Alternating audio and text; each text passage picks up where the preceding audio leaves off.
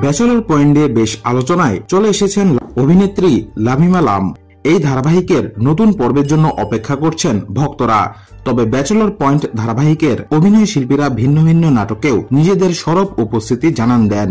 তবে সে জায়গা থেকে এবার ব্যতিক্রম অবস্থান দেখা গেল লামিমাকে।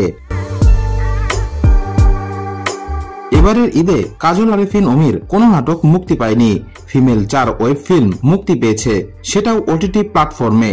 ফলে এবারের ঈদে সেভাবে লামিমাকে দেখেনি কেউ। অন্য কোনো পরিচালকের সঙ্গেও তেমন কাজ করেননি।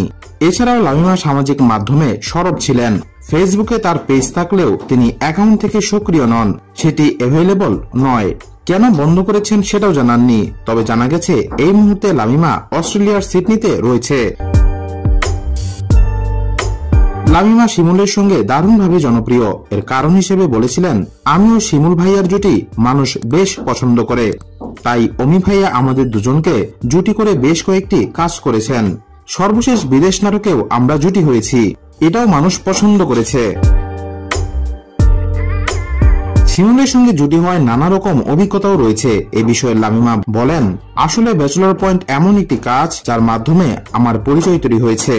এই ধারাবাহিকের চরিত্রগুলো দর্শকরা এত আপন করে নিয়েছে তা বাইরে গেলেই বুঝতে পারি।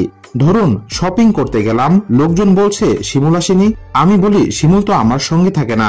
লোকজনের ধারণা শিমুল ও আমি সবসময় একসঙ্গে চলাফেরা করি। বিষয়টি বেশ উপভোগ করেন তিনি।